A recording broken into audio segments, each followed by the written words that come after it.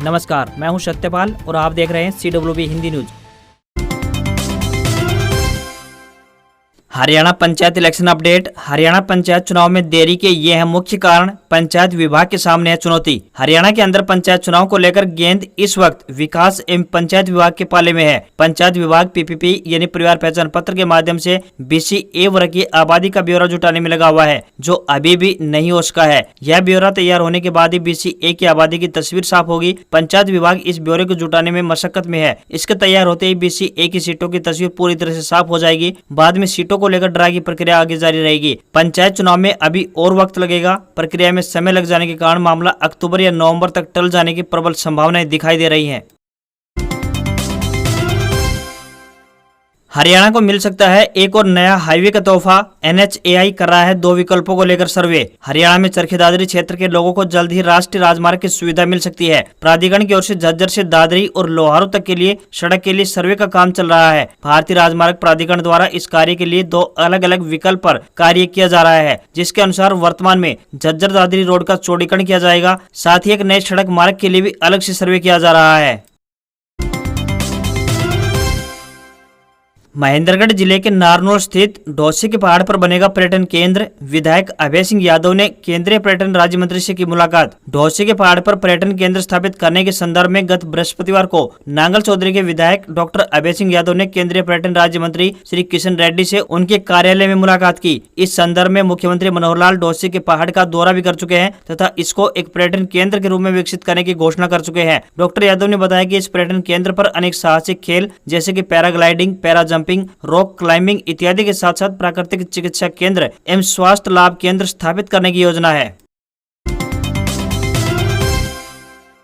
Estate exam 2022 update. 12 व 13 नवंबर को आयोजित होगी हरियाणा अध्यापक पात्रता परीक्षा। हरियाणा विद्यालय शिक्षा बोर्ड भिवानी द्वारा इस साल हरियाणा अध्यापक पात्रता परीक्षा 2022 का आयोजन 12 व 13 नवंबर 2022 को करवाया जाएगा। इस बारे में हरियाणा सरकार से अनुमति प्राप्त हो गई है तथा रजिस्ट्रेशन की प्रक्रिया बहुत जल्द आरंभ होने वाली है। यह जानकारी हरियाणा विद्यालय शिक्षा बोर्ड के अध्यक्ष डॉक्टर जगबीर सिंह ने बोर्ड के 54वें स्थापना दिवस के अवसर पर दी। उन्होंने बताया कि हरियाणा सरकार द्वारा शिक्षा के उत्थान एवं विद्यार्थियों के कल्याण से जुड़ी अति महत्वाकांक्षी योजना यानी बुनियाद योजना आरंभ की गई है, जिसके तहत प्रदेश भर में प्रथम चरण में 3000 छात्र छात्राओं को बुनियादी सेंटरों के माध्यम से ऑनलाइन कोचिंग की सुविधा दी जाएगी।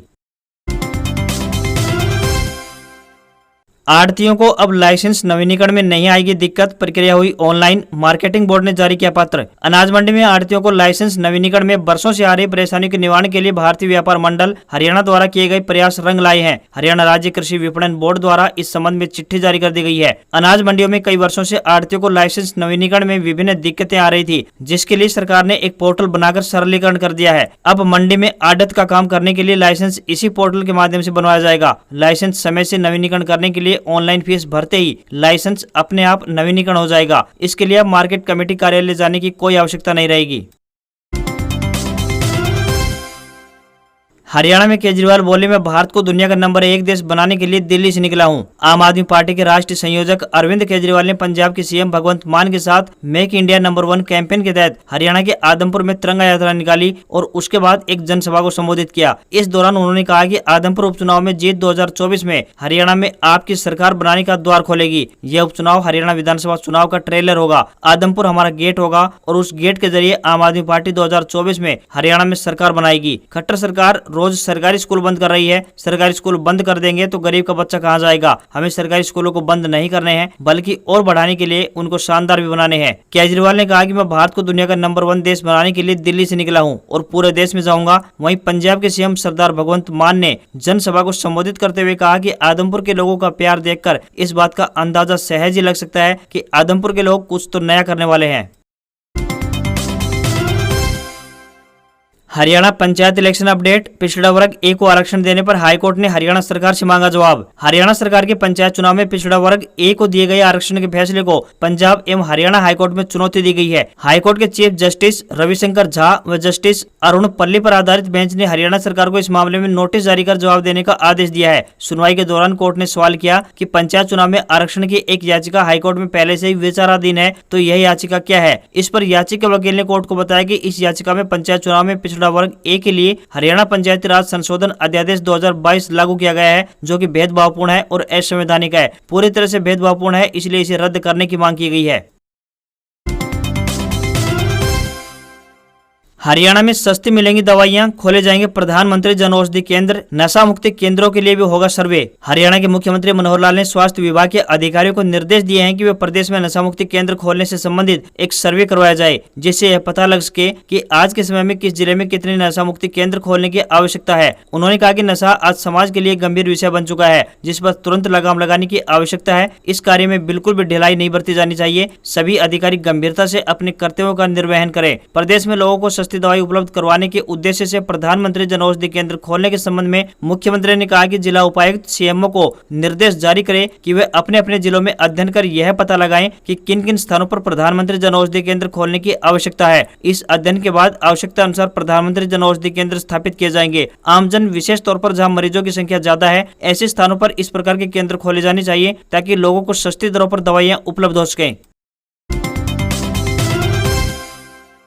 प्रधानमंत्री मत्स्य संपदा योजना, मत्स्य पालन के लिए सरकार दे रही है 40 से लेकर 60% तक का अनुदान। आप भी उठा सकते हैं इस योजना का लाभ। कुरुक्षेत्र के उपायुक्त शांतनु शर्मा ने कहा है कि जलभराव वाले क्षेत्रों में मत्स्य पालन आमदनी में बढ़ोतरी के लिए बेहतर विकल्प है। प्रधानमंत्री मत्स्य संपदा योजना के तहत मत्स्य पालन अपनाने वालों को 40 से लेकर 60% तक का अनुदान का प्रावधान किया गया है। सरकार द्वारा मत्स्य पालन को बढ़ावा देने के लिए प्रधानमंत्री मत्स्य संपदा योजना देश भर में लागू की गई है। मछली पालन से किसानों की आय बढ़ रही है। झींगा मछली पालन से लगभग 5 से लेकर 6 लाख रुपए प्रति एकड़ तक आमदनी होती है। उन्होंने बताया कि सरकार द्वारा योजना के तहत अनुसूचित जाति व महिला वर्ग मछली पालकों को 60% अनुदान तथा सामान्य वर्ग को मछली पालन पर 40% अनुदान दिया जा रहा है। प्रधानमंत्री मत्स्य संपदा योजना के तहत 60% सभी वर्गों की महिलाओं व अनुसूचित जाति को तथा 40% सामान्य व ओबीसी को अनुदान प्रदान किया जाता है। अब की बार 15 के बजाय 16 दिन रहेंगे श्राद्ध। पितरों को करना है प्रसन्न, तो पितृ पक्ष में भूलकर भी ना करें ये काम। हर साल भाद्रपद मास के शुक्ल पक्ष की पूर्णिमा से पितृ पक्ष की शुरुआत होती है। इस बार 10 सितंबर से पितृ तर्पण श्राद्ध पक्ष शुरू होने जा रहे हैं। इस बार श्राद्ध पक्ष 10 सितंबर से आरंभ होकर 25 सितंबर तक रहेंगे। ज्योतिषियों का कहना है कि इस साल श्राद्ध पक्ष 15 दिन की बजाय 16 दिन के रहने वाले हैं। पितृ पक्ष में ऐसा संयोग 16 साल बाद आया है। ऐसी मान्यता है कि इस दौरान हमारे पितृ पृथ्वी लोक पर अपने सगे संबंधी लोगों से अपने आत्मा की मुक्ति और भोजन लेने के लिए मिलने आते हैं। श्राद्ध पक्ष के दौरान अगर श्राद्ध किया जाए तो पितरों की आत्मा तृप्त होती है और अपना शुभाशीष देते हैं। इसी कारण हिंदू धर्म में पितृपक्ष का विशेष महत्व है। इस साल पितृपक्ष 10 सितंबर से आरंभ होकर 25 सितंबर तक रहेंगे। यही नहीं, पितृपक्ष के अगले दिन से नवरात्रि शुरू हो जाएगी। पितृपक्ष के दौरान कुछ समय के लिए शुभ कार्यों को टाला जाता है। पितृपक्ष के दौरान ब्राह्मण, भांजा, गुरु व नाती को भोजन कराना शुभ माना जाता है। श्राद्ध के दिन क्रोध, चिड़चिड़ापन व कलह से दूर रहना चाहिए। पितृपक्ष में हर दिन भोजन बनने के बाद एक हिस्सा निकालकर गाय, कुत्ता व कौओं को देना चाहिए। मान्यता है कि इन्हें दिया गया भोजन सीधे पितरों को प्राप्त हो जाता है। NEET 2022 topper, all India topper Tanishka की कैंसर स्पेशलिस्ट बनने की चाह होगी पूरी। राष्ट्रीय परीक्षा एजेंसी यानी एनटीए ने नीट यूजी की परीक्षा परिणाम बुधवार देर शाम जारी किए गए हैं। इस परीक्षा में नारनौल के पास गांव बाछोद की रहने वाली तनिष्का देश की टॉपर बनी है। उसने 720 में से 715 अंक हासिल किए हैं। वह ओबीसी वर्ग की है। इन दिनों में राजस्थान के कोटा से कोचिंग ले रही थी। वर्ष 2020 में एनटीएससी स्टेट टॉपर रही है। इंटरनेशनल ओलंपियाड स्टेट 2 बायोलॉजी व केमिस्ट्री से क्वालिफाई किया है। ऑल इंडिया टॉपर तनिष्का ने बताया कि जिस दिन शिक्षक पढ़ाते थे उसे वह हर दिन 6 से लेकर 7 घंटे तक सेल्फ स्टडी करती रही। उन्होंने बताया कि जो पढ़ाया जाए उसे बार बार रिवाइज करना ही सबसे बड़ी कामयाबी की ओर बढ़ने वाला पहला कदम है। वह इसी राह पर चलती रही। परिजनों ने कभी भी पढ़ाई को लेकर दबाव नहीं बनाया, हमेशा मोटिवेट ही किया। वहीं हरियाणा के सीएम मनोहर लाल ने ट्वीट के माध्यम से तनिष्का को आशीर्वाद व अभिभावकों को बधाई दी है। उन्होंने कहा कि नारनौल की बेटी तनिष्का ने नीट की परीक्षा में देश भर में पहला स्थान हासिल किया है। खेलों में ही नहीं बल्कि पढ़ाई में भी हमारी बेटियां अव्वल है। तनिष्का एम्स दिल्ली में कार्डियो, न्यूरो या ऑन्कोलॉजी में स्पेशलाइजेशन करना चाहती है। हरियाणा के शिक्षा मंत्री कंवरपाल गुर्जर का बड़ा बयान, भर्ती होंगे 11,000 शिक्षक। हरियाणा के शिक्षा मंत्री कंवरपाल गुर्जर यमुनानगर के मुकुंद लाल कॉलेज में आयोजित शिक्षक अभिवादन कार्यक्रम में सम्मिलित हुए। इस मौके पर शिक्षा मंत्री ने कहा कि शिक्षा में हरियाणा की अच्छी स्थिति है। वोकेशनल एजुकेशन में हम शीर्ष पर हैं। उन्होंने जानकारी देते हुए बताया कि शिक्षकों के 15,000 पद रिक्त हैं। इनमें से 11,000 पद भरने के लिए हमने कर्मचारी चयन आयोग में हरियाणा लोक सेवा आयोग को पत्र लिख दिया है। हरियाणा एसएससी की भर्तियों में हाईकोर्ट का बड़ा फैसला, परिवार से बेदखल होने पर नहीं मिलेगा लाभ। पंजाब एंड हरियाणा हाईकोर्ट ने हरियाणा कर्मचारी चयन आयोग यानी एसएससी की भर्ती प्रक्रिया में औलाद के बेदखल होने की सूरत में सामाजिक एवं आर्थिक मानदंड के आधार पर मिलने वाले 5 अंकों को लेकर एक बड़ा फैसला सुनाया है। कोर्ट ने अपने फैसले में स्पष्ट किया कि अगर किसी को उसके माँ बाप ने बेदखल किया है तो वह सामाजिक आर्थिक मानदंडों के आधार पर 5 अतिरिक्त अंकों का दावा नहीं कर पाएगा। बता दें कि हाईकोर्ट में याचिका दायर कर एक अभ्यर्थी ने हरियाणा सरकार की नीति के तहत सामाजिक आर्थिक मानदंडों के आधार पर 5 अतिरिक्त अंकों का दावा इसी आधार पर किया था कि उसका परिवार से कोई ताल्लुक नहीं है, उसके माँ बाप ने उसे कानूनी तौर पर संपत्ति व सभी तरह से बेदखल किया हुआ है। हाईकोर्ट ने आश्चर्य जताया कि याचिकाकर्ता केवल सामाजिक आर्थिक मानदंडों के तहत लाभ उठाने के लिए एक हल्फनामा दाखिल करता है कि उसके माँ बाप ने उसे बेदखल कर दिया है। कोर्ट ने कहा कि हरियाणा सरकार ने यह नियम केवल उन जरूरतमंद लोगों के लिए बनाया है कि जिनकी फैमिली का कोई सदस्य सरकारी नौकरी पर नहीं है और न ही कभी रहा। लेकिन इस मामले में याचिकाकर्ता का बाप रेलवे कर्मचारी रहा है और याची बेदखली के आधार पर यह लाभ लेने की फिराक में है। 13 सितंबर से शुरू होगी Flipkart big billion day sale, इन चीजों पर मिलेगा बम्पर डिस्काउंट। अक्टूबर महीने से त्योहारों का सीजन प्रारंभ होने वाला है। त्योहारों के सीजन में फ्लिपकार्ट और अमेजोन की तरफ से कई धमाकेदार सेल लाई जाती है। बता दें कि पोको ने अपने आधिकारिक ट्विटर हैंडल पर लिखा है कि फ्लिपकार्ट की special big billion day sale 13 सितंबर से शुरू होगी। अब की बार देखना यह होगा कि अमेजोन भी 13 सितंबर को ही अपनी सेल आरंभ करेगा क्या। फ्लिपकार्ट की बिग बिलियन डे सेल के दौरान प्लेटफॉर्म ICICI बैंक और एक्सिस बैंकिंग कार्ड पर भी 10% की छूट दी जाएगी। वहीं कंपनी का दावा है कि अब की बार कस्टमर को इलेक्ट्रॉनिक्स और एक्सेसरीज पर 80% तक की बम्पर छूट दी जाएगी। हेडफोन, वायरलेस ईयरफोन के साथ साथ स्मार्टफोन पर भी बम्पर डिस्काउंट दिया जाएगा। साथ ही पोको ने यह भी खुलासा किया कि नया पोको M5 स्मार्टफोन 10,999 रुपए की शुरुआती कीमत पर उपलब्ध होगा। यह smartphone 4GB RAM plus 64GB storage के साथ आएगा। वहीं फ्लिपकार्ट की बिग बिलियन डे सेल के दौरान आपको 6GB RAM plus 128GB storage वाले स्मार्टफोन 12,999 रुपए में मिलेगा। इस सेल में आपको iPhone 12 और iPhone 13 पर भी बम्पर डिस्काउंट देखने को मिलेगा।